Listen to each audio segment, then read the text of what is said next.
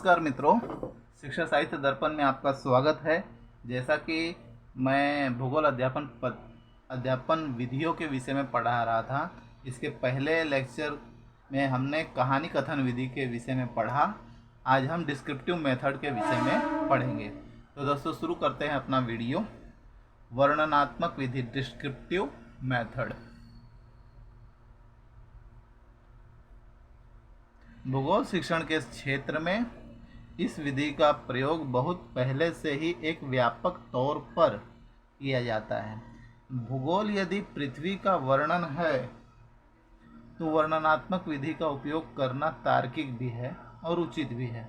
मूलतः यह वह विधि है जिसमें किसी स्थान के प्राकृतिक दृश्य, भौगोलिक विवरण, मानव जीवन, घटनाक्रम आदि के बारे में शाब्दिक विवरण बोधगम्य ढंग से प्रस्तुत करने के लिए प्रयास किया जाता है, ताकि छात्र वस्तु स्थिति के बारे में यथावत ज्ञान प्राप्त कर सकें। स्वाभाविक, सजीव और रोचक वर्णन से कल्पना विकसित होकर संपूर्ण विश्व की अनुभूति प्राप्त करने में छात्र भूगोल के पाठों से सक्षम हो पाते हैं। विविध सहायक सामग्रियों के प्रयोग से वर्णन को सजीव किया जा सकता है। छात्रों को सुदूर के प्रदेशों की मानसिक यात्रा कराई जाती है। साथ ही यदि छात्रों को अपनी यात्रा संबंधी या अन्य समानार्थक अनुभव का वर्णन करने के लिए कहा जाता है, तो वे यथार्थ ज्ञान को अपनी वाणी के माध्यम से प्रस्तुत करने के लिए प्रयास करते हुए अपने रुचिकर अनुभव को प्रस्तुत कर सकते हैं। वर्णन साकार शब्दचित्र उत्पन्न करता है, लेकिन इसके लिए कई सावधानियों को ध्यान में रखने की आवश्यकता होती है। जैसे वर्णन करते समय क्या क्या ध्यान में रखना चाहिए। पहला है, वर्णन यथार्थ एवं क्रमबद्ध हो, इस पर ध्यान देने की आवश्यकता होती है। वर्णन अधिक दीर्घ न हो ताकि छात्रों का ध्यान न बट सके। वर्णन की भाषा सरस, मधुर, सरल एवं बोधगम्य होनी चाहिए। विभिन्न कक्षा स्तर पर अनुरूप भाषा का प्रयोग भी अपेक्षित होता है। वर्णन को अधिक रोचक बनाने के लिए प्रदर्शन का सहारा लिया जा सकता है, जैसे चित्र, मानचित्र, ग्लोब, प्रतिरूप आदि का अनुकूल एवं आवश्यकता अनुसार प्रयोग करना चाहिए। वर्णन में प्रयुक्त भौगोलिक पद, पारिभाषिक शब्द आदि को ठीक से स्पष्ट करने की महती आवश्यकता होती है। वर्णन में साथ ही साथ उदाहरण का उपयोग करना अधिक व्यावहारिक माना जाता है। वर्णन के साथ ही प्रश्न भी पूछने की आवश्यकता होती है, ताकि तार्किक पद्धति एवं निष्कर्ष तक पहुंचने के लिए छात्र स्वयं प्रयास कर सकें। वर्णन छात्रों की मानसिक आयु, योग्यता स्तर, रुचि आदि के अनुकूल हो एवं वर्णनीय तथ्यों को स्पष्ट कर सके, इस बात पर ध्यान देने की आवश्यकता होती है। वर्णन कल्पना को प्रसारित कर सके तथा छात्र स्वयं वर्णन के लिए प्रयास कर सके, इस पर भी ध्यान देना जरूरी माना जाता है। अतः हम देखते हैं कि कहानी कथन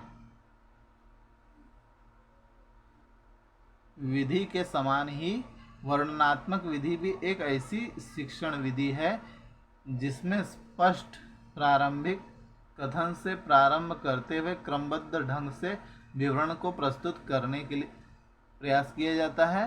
वर्णन करते समय उचित शब्द, मुहावरा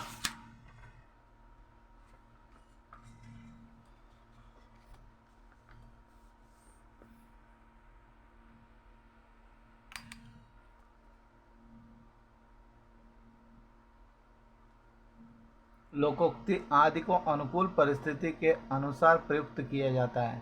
प्रश्न भी पूछे जाते हैं, आवश्यक सहायक सामग्रियों का प्रयोग भी किया जाता है एवं अंत में स्पष्ट निष्कर्षात्मक कथन का प्रयोग करते हुए निष्कर्षीकरण की ओर बढ़ने के लिए प्रयास किया जाता है।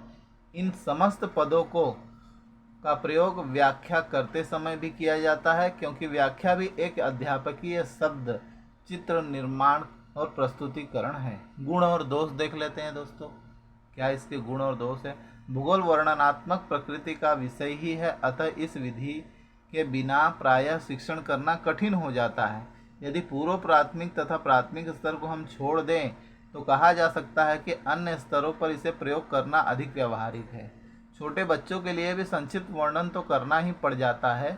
कुशल अध्यापक के लिए यह एक महत्वपूर्ण विधि है, क्योंकि छात्रों में के मन में वर्णन के द्वारा साकार चित्र बनाने में वे दक्ष होते हैं। लेकिन यदि आवश्यक सावधानियों पर ध्यान नहीं दिया जाए तो इसके लाभ कम मिल पाने की संभावना रहती है। प्रत्येक अध्यापक इसे कुशलतापूर्वक प्रयोग नहीं कर पाता है। प्रायः विषयांतर में चले जाने या लंबी अवधि तक वर्णन करते रहने की प्रवृत्ति विकसित होने लगती है, फलतः अपेक्षित लाभ नहीं मिलता है। यदि वर्णन के लिए छात्रों को अवसर नहीं दिया जाता तो कभी वे रुचि नहीं ले पाते हैं। फिर भी सरस वर्णन से ही भूगोल अध्यापन काल में छात्र सुदूरवर्ती क्षेत्रों की प्राकृतिक एवं मानवीय अवस्थाओं के बारे में कल्पना करने में सक्षम हो पाते हैं, इसमें कोई संदेह नहीं है। अगला है तुलनात्मक विधि, कंपैरिजन मेथड। यह विधि भूगोल शिक्षण के क्षेत्र में विशेषकर उच्च माध्यमिक स्तर पर अपना विशेष महत्व रखती है, क्योंकि इसके माध्यम से दो या अधिक भौगोलिक तथ्य या प्रदेशों के मध्य विद्यमान समानता एवं विभिन्नता से छात्र परिचित हो पाते हैं, कार्य कारण संबंध का विश्लेषण कर पाते हैं और गहन जानकारियों को प्राप्त करने के लिए प्रयत्न करते हैं। वॉलिस महोदय का कहना ही है कि उच्च स्तर पर समानता तथा विषमता भूगोल अध्यापन का सार होती है। Comparison and contrast are the essence of geography teaching at the senior stage.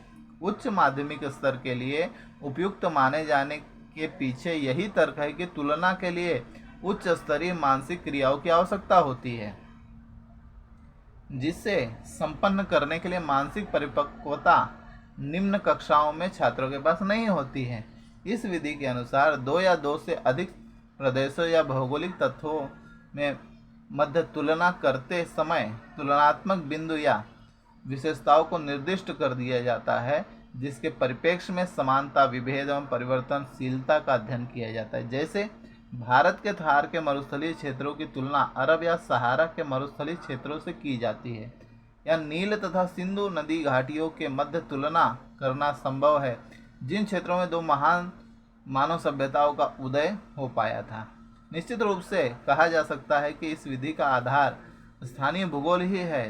दूसरे भौगोलिक प्रदेशों की तुलना अपने देश, प्रदेश, क्षेत्र छात्रों को ज्ञात से अज्ञात की ओर ले जाया जाता है। यह तुलना किसी स्थानीय क्षेत्र की स्थिति, क्षेत्रफल,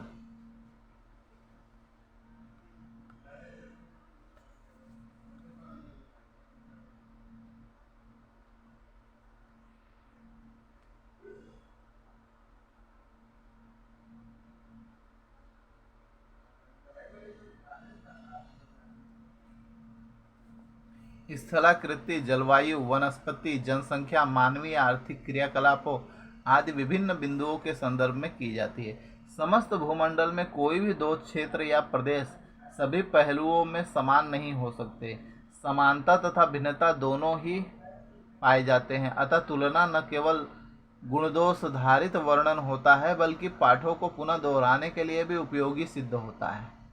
उच्च कक्षाओं में जहां प्रादेशिक विधि का प्रयोग करते हुए भूगोल अध्यापन किया जाता है, वहां उस विधि का प्रयोग अवश्य किया जाता है जो पूरक का काम करती है। समय और श्रम की भी बचत होती है और विभिन्न प्रदेशों के बारे में भौगोलिक ज्ञान स्थायी बन जाता है। सावधानियां ये है कि तुलना छात्र सहभागिता के सहारे की जाए, न कि मात्र अध्यापक के द्वारा। तुलना करते समय समय अधिक दिया जाए, न कि जल्दी जल्दी तुलना संपन्न की जाए। तुलनात्मक बिंदु को पहले स्पष्ट करने की आवश्यकता होती है, उन्हें श्यामपट्ट पर लिखा जा सकता है। तुलना करते समय अनुशीलन प्रश्नों को पूछने की आवश्यकता होती है, जो क्या, कैसे, क्यों आदि से संबंधित होते हैं। तुलना करते समय समान प्रदेश तथा तथ्यों का ही चयन न किया जाए, बल्कि विरोधी तथ्यों या प्रदेशों का भी चयन किया जाए। जैसे टुंड्रा एवं सहारा, शीत एवं उष्ण मरुस्थलीय प्रदेशों के मध्य तुलना करवाई जा सकती है। श्री हर नारायण सिंह के अनुसार इस विधि के द्वारा छात्रों का भौगोलिक ज्ञान क्रमशः बढ़ता है। घर के आधार पर गांव का, गांव के आधार पर तहसील का, तहसील के आधार पर जिले का, जिले के आधार पर प्रांत और देश के भूगोल की शिक्षा दी जा सकती है। उनके कहने का आशय यह है कि समकेंद्रित विधि का प्रयोग करने के लिए तुलना विधि का प्रयोग उचित ही है। इस विधि के मुख्य चरण तुलना के तथ्य तथा प्रदेशों का चयन, तुलनात्मक बिंदुओं का निर्धारण, समानता एवं विभिन्नता के पृथक बिंदु निर्धारण, सोदाहरण तुलना, प्रस्तुतिकरण, प्रश्न प्रयोग, छात्रों की तुलना के लिए अवसर प्रदान करना तथा तुलनात्मक निष्कर्षों का स्पष्टीकरण करना है। गुण दोष क्या है इसके? निम्न कक्षाओं के छात्रों के लिए यह विधि अनुपयुक्त है। यह एक प्रमुख कमी मानी जाती है। तुलनात्मक बिंदुओं का स्पष्टीकरण न करने से भी तुलना अस्पष्ट बन जाती है। उचित दृष्टांत का प्रयोग करना अपेक्षित होता है। विषय वस्तु के उचित प्रस्तुतिकरण के बाद ही तुलना करना संभव हो पाता है। अतः छात्रों की सहायता से तुलना न करने पर अध्यापक को ही पुनरावृत्ति करनी पड़ती है। लेकिन इन कमियों को दूर किया जा सकता है और बिना इसका प्रयोग किए किसी भी प्रयोग भौगोलिक तथ्य या घटना के बारे में ज्ञान को अवबोध स्तर तक ले जाना कठिन हो जाता है। प्रयोग संश्लेषण और मूल्यांकन स्तर के शिक्षण उद्देश्यों की प्राप्ति के लिए तो तुलना का सहारा लेना अपरिहार्य हो जाता है। अतः इसे भूगोल शिक्षण के लिए एक सामान्य एवं महत्वपूर्ण विधि माना जाता है। अगला है दोस्तों आगमन विधि, क्रियात्मक विधि।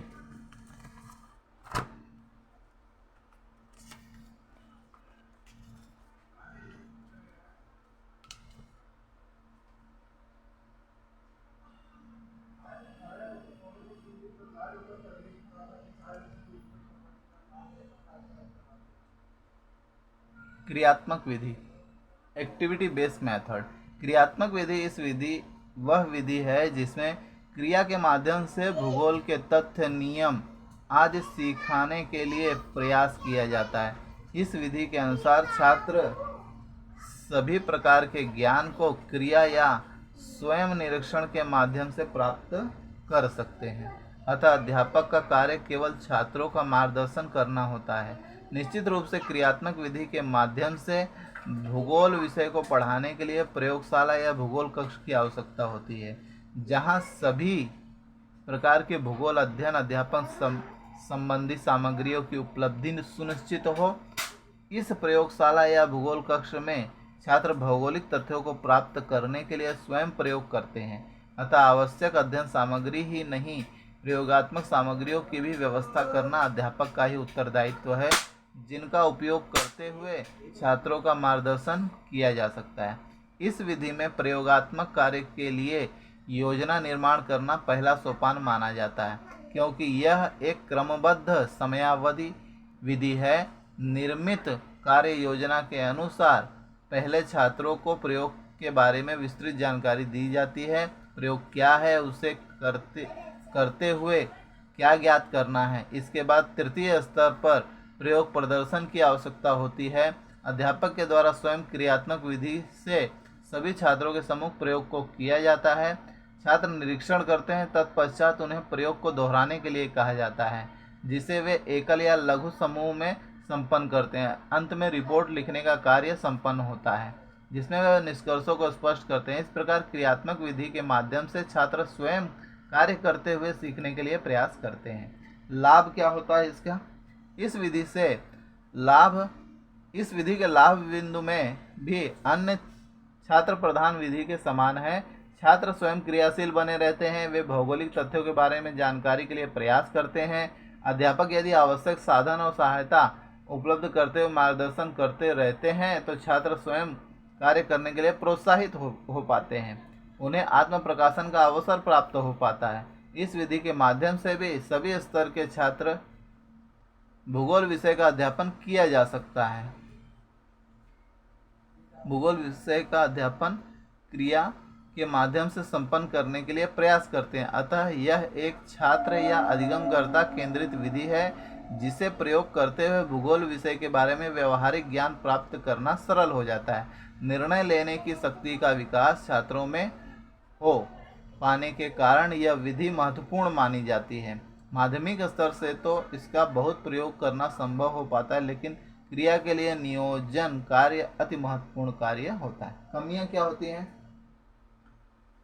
क्रियात्मक विधि छात्र केंद्रित होने के कारण अपेक्षाकृत मंद विधि है।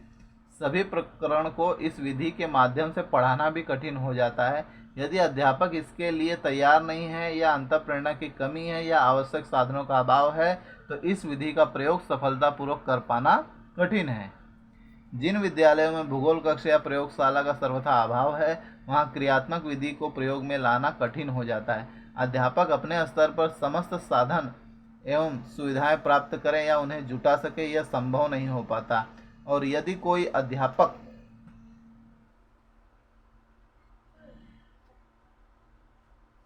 ऐसा करने के लिए प्रयास भी करता है, तो इसके लिए उसे अलग से कोई प्रशंसात्मक स्थान या सम्मान प्राप्त नहीं हो पाता।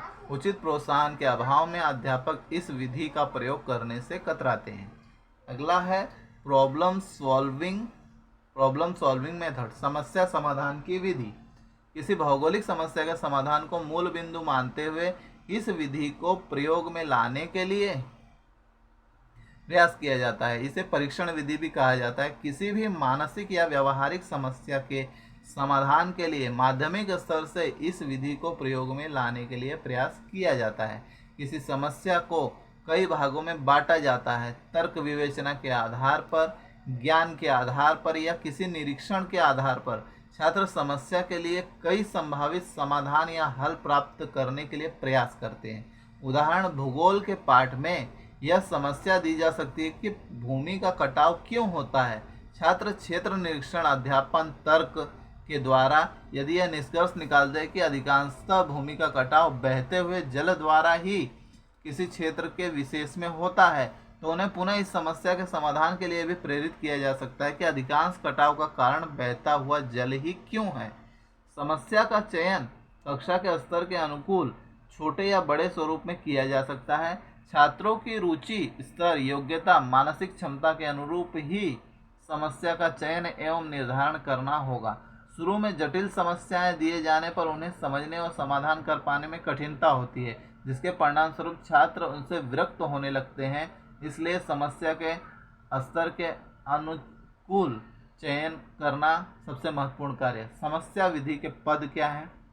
समस्या विधि को प्रयोग में लाने के लिए जिन प्रमुख पदों का उपयोग किया जाता है वो निम्नलिखित है।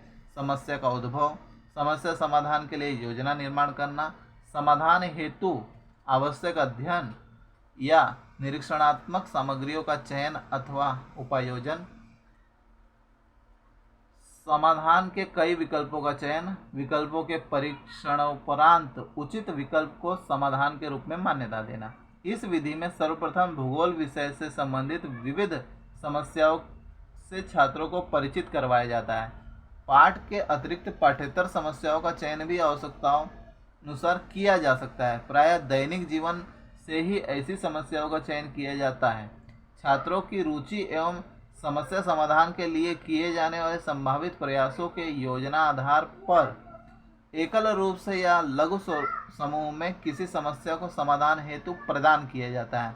मानचित्र बनाना, भौगोलिक स्थलाकृति प्रतिरूप तैयार करना भी एक संभावित समस्या हो सकती है। समस्या चयन कर लेने के बाद छात्रों को उन पर विचार करने के लिए कहा जाता है, ताकि वे उन्हें हल करने के लिए योजनाबद्ध ढंग से प्रयास कर सकें।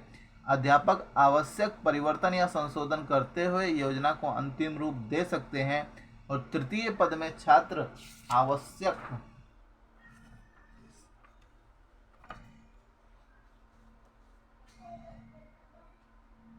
सामग्री जुटाने के लिए तत्पर हो जाते हैं। जैसे स्थलाकृति प्रतिरूप बनाने के लिए उदाहरण, छात्रों को आवश्यक सामग्री मिट्टी या प्लास्टर ऑफ पेरिस, रंग, ब्रश, सांचा आदि सामग्री को जुटाने का कार्य इस चरण में करने के लिए कहा जाता है। इसके बाद चतुर्थ चरण में छात्र स्व प्रयास से समाधान सूचक कई विकल्पों का चयन करने के लिए तत्पर होंगे, तो उन्हें उचित प्रतीत होगा।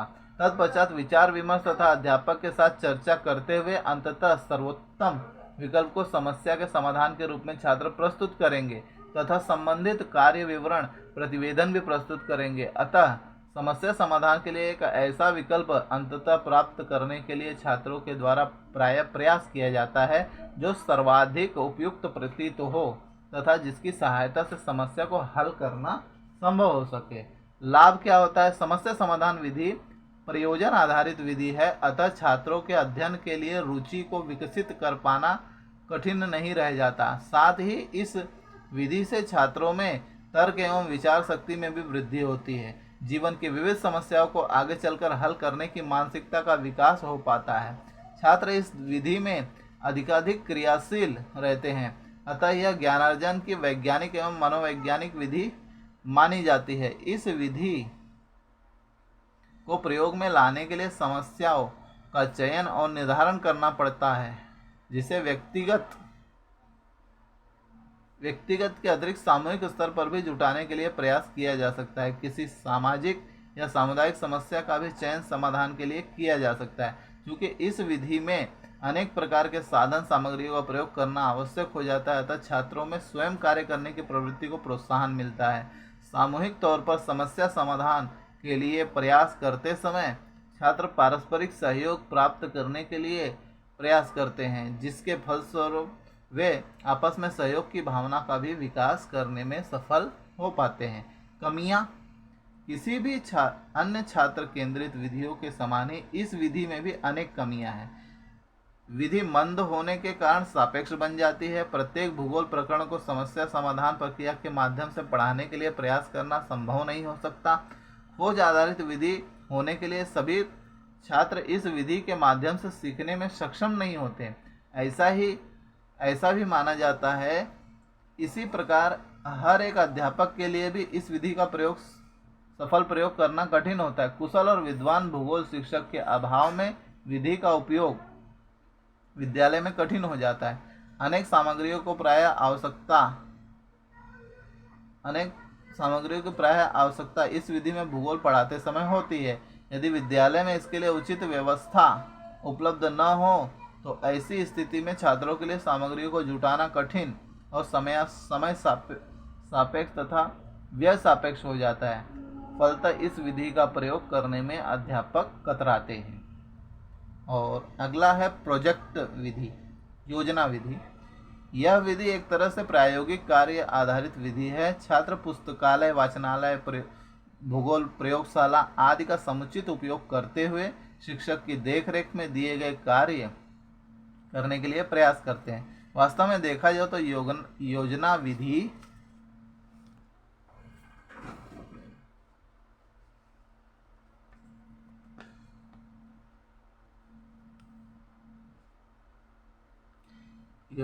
एक निरीक्षण अधिगम विधि है, सुपरवाइज्ड लर्निंग मेथड ही है। छात्र इस विधि में समस्या समाधान विधि के समान शिक्षक के मार्गदर्शन में ज्ञानार्जन करने के लिए प्रयास करते हैं। इसके लिए सहायक पुस्तकें, पत्र पत्रिकाएं, मानचित्र, ग्राफ, लेखा चित्र, एपिडाइस्कोप, रेडियो, टेलीविजन आदि अनेक साधनों को व्यवहृत किया जा सकता है।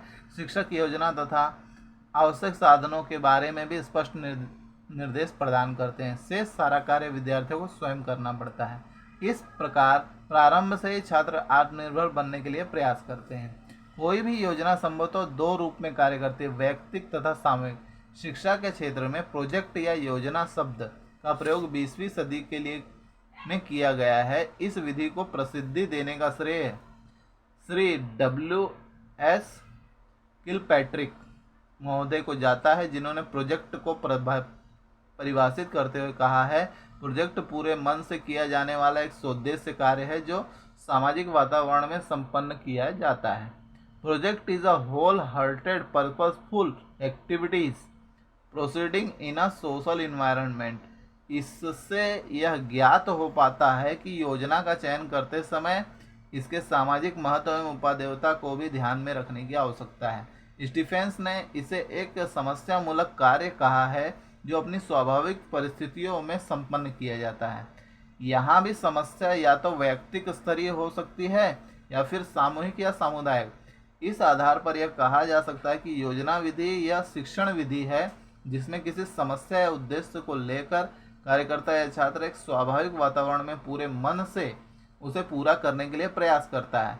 मन में वही कार्य किया जाना संभव है जो अपनी किसी आवश्यकता से संबंधित हो। अतः योजनात्मक कार्य या समस्या का चयन उसके वैयक्तिक स्तर या सामाजिक स्तर पर उपयोग या महत्व को देखते हुए किया जाना चाहिए। किलपैट्रिक महोदय ने योजना को 4 भागों में विभाजित करने का प्रयास किया है। क्या है वो 4 भाग? पहला, किसी विचार या धारणा को एक मूर्त एवं सृजनात्मक रूप देने के लिए चयनित कार्य योजना, जैसे भारत के धरातलीय स्वरूप को प्रतिरूप द्वारा प्रदर्शित करना। दूसरा, किसी भावना या सौंदर्यानुभूति कार्य को प्रस्तुत करना, जैसे भूपृष्ठ के उच्च पर्वतीय प्रदेश के विहंगम दृश्य को प्रतिरूप द्वारा प्रदर्शित करना। तीसरा, किसी समस्या के समाधान के लिए योजना निर्माण, जैसे यह जानने के लिए प्रयास करना कि अहमदाबाद में सूती वस्त्र उद्योग के स्थलीकरण के लिए कौन कौन से भौगोलिक कारक सहायक हैं, उनके बारे में जानकारी प्राप्त करने के बाद यह ज्ञात करना कि भारत के किसी क्षेत्र में तदनुकूल अनुकूल भौगोलिक परिस्थितियां उपलब्ध हो सकती हैं।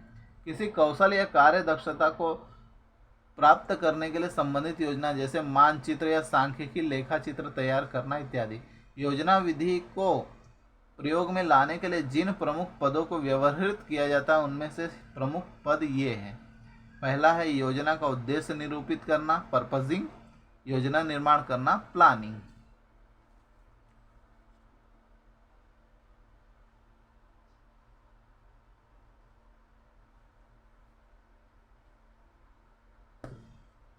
तो दोस्तों, आज हमने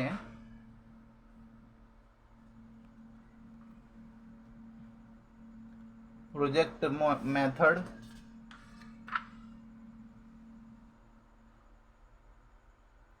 problem solving method, activity based method,